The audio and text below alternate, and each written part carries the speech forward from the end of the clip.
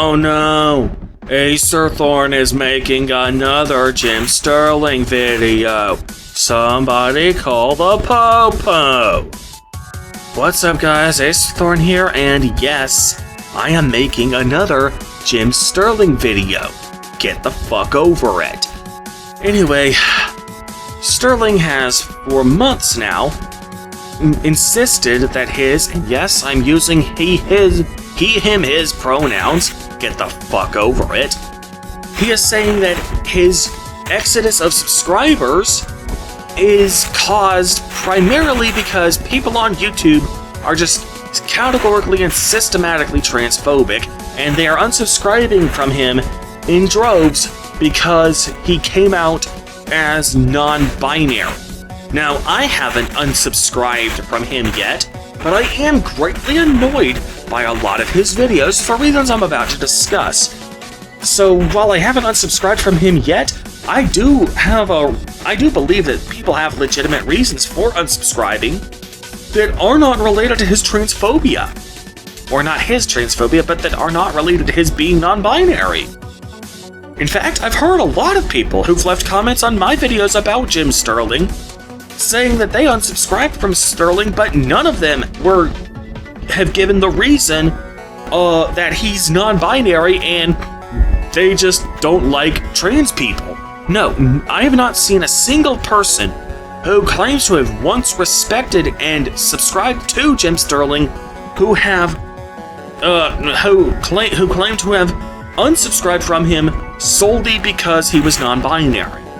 No, I believe the reason that Sterling is bleeding subscribers is because his positions are just far too extreme. The guy is so overflowing in rage and hatred towards corporations that he honestly is completely and utterly incapable of seeing anything good coming out of them. I mean, some of his most extreme opinions that he has ever given on his channel, and here are just three to demonstrate what I'm talking about. And these three are, all three of them are direct quotes. These are word for word verbatim words that came out of Jim Sterling's mouth unironically. Here they are. 1. You can't steal from corporations. It's called reclamation. 2. None of us owe corporations anything. They owe us everything. And 3. Video game executives are pointless parasites. Now, that last one was the title of a video rather than a line he said in the video, but it still counts as coming directly from Jim Sterling. Now, in that last one, he had previously said something in his own videos, inside the videos, not just the title, that corresponded to that video title. I don't remember exactly what video it was, so I can't give an exact verbatim quotation, but basically he repeatedly asked a rhetorical question over and over again, because it was rhetorical, because nobody was going to rebut him in his own video. It was basically just his own echo chamber there, but he basically just repeatedly asked, what exactly do corporate executives do? What is their job? They don't create the music for the games, they don't create the graphics for the games. They literally just, basically he believes that executives just sit on their ass, drink coffee, do nothing, and get millions of dollars for doing nothing. Jim, that's not how it works. I can tell you exactly what executives do. Now, I'm not going to defend a lot of what they do as being justified, but I can tell you exactly what they do that makes the companies function, that makes these products come out. To give you an example, let's use the oldest board game of all time, chess. chess is more than just picking a piece up off the board and moving it to another space on the board. Yeah, that's easy. Anybody can do that. And yet, nobody in their right mind would seriously claim that there is no significant amount of skill to playing chess. It isn't just pick a piece up, move it to another space on the board. It isn't just a black and white version of a peg box. No. Anybody with half a brain knows that the skill ceiling for chess is absolutely through the roof. There is a lot of thinking ahead. There's a lot of thinking 6 steps ahead to being and trying to figure out 40 turns in advance. How you can force your opponent to checkmate himself or to sacrifice his queen in order to avoid checkmate. Well, that's basically what executives do in a nutshell. Executives have a bird's eye view of their company, the company's resources, their personnel, and the industry, as well as the industry as a whole.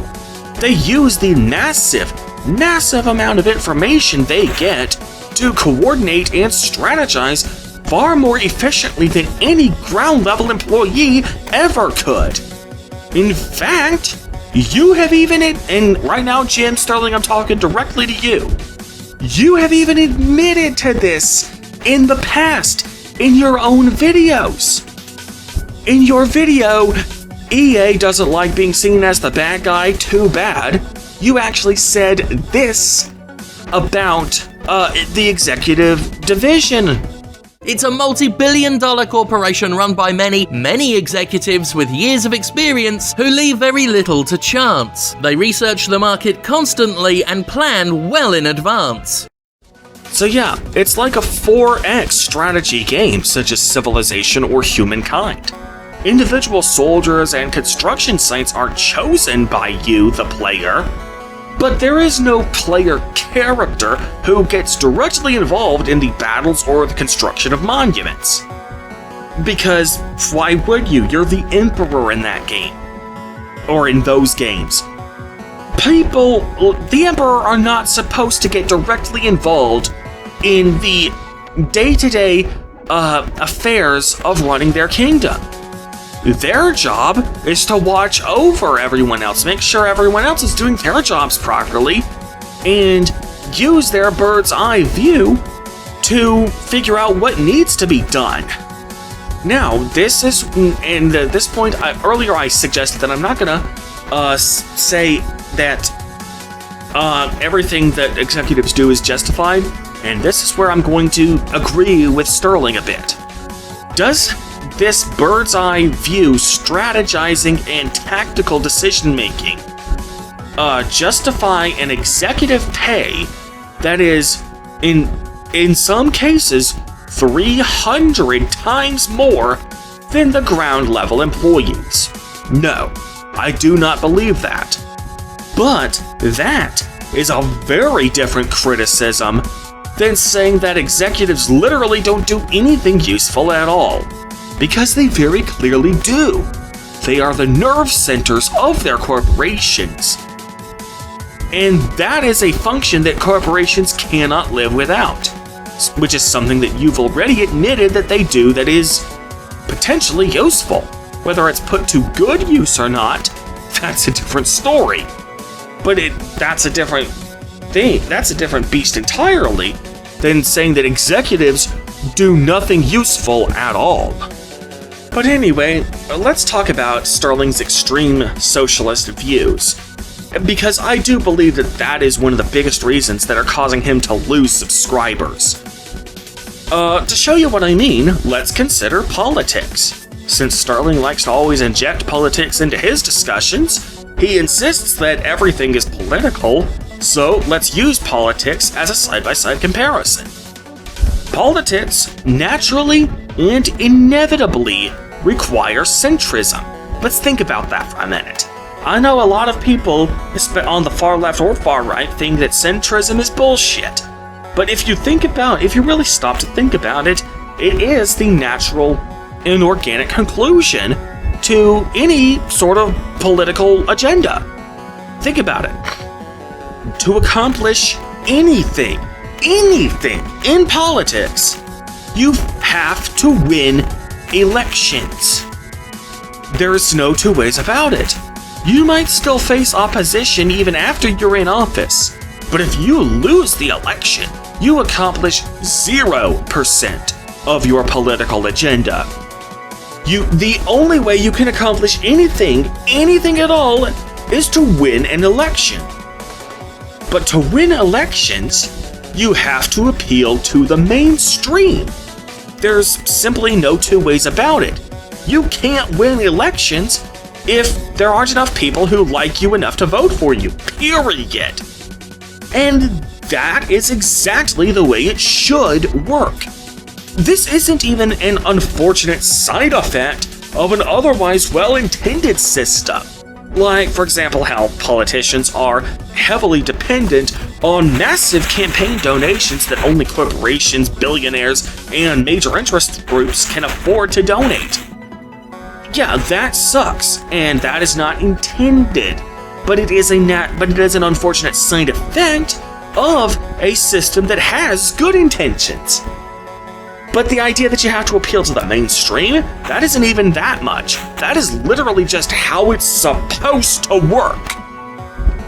So if a political candidate wants to hold rigidly to his extremist views, he's technically free to do so. There is no law against that. But if he's going to do that, he has to accept the inevitable fact that he will inevitably lose the election because of that. Because he's only representing a fringe minority of people. And if you want to win elections, you have to appeal to the mainstream. Likewise, Jim Sterling, and once again, I'm talking directly to you, if you want to hold on to your extremist beliefs, you have to accept that a lot of people will inevitably find your extremist views to be off-putting. But here's one of the biggest things about that. Even if you could get massive influence without curbing your views, would you even want to? After all, the few extreme political figures who manage to obtain massive power and influence despite their extremism are generally seen as some of the worst tyrants in history. Hitler, Mussolini, Stalin, Saddam Hussein, Napoleon. The list goes on and on. Once in a blue moon, people are able to obtain power and influence despite having extreme fringe beliefs. And yet, how many of them are actually remembered fondly for all the good they caused? That's the path that you, Jim fucking Sterling's son, are going to go down if you don't learn to adjust your views to be more centrist. You have the right to have your extremist views, but those extremist views are going to cost you an audience. Put simply, for you to blame your hemorrhaging of subscribers solely on transphobia is nothing short of blame shifting on your end. It keeps you from having to personally take responsibility for your own shortcomings, but it is genuinely disingenuous when your subscriber exodus can very easily be explained by a much more well-established political phenomenon that you meet all the criteria for. I mean, it is well established that politicians have to be centrist in order to win elections, and that's what keeps people with extremist political views from winning elections.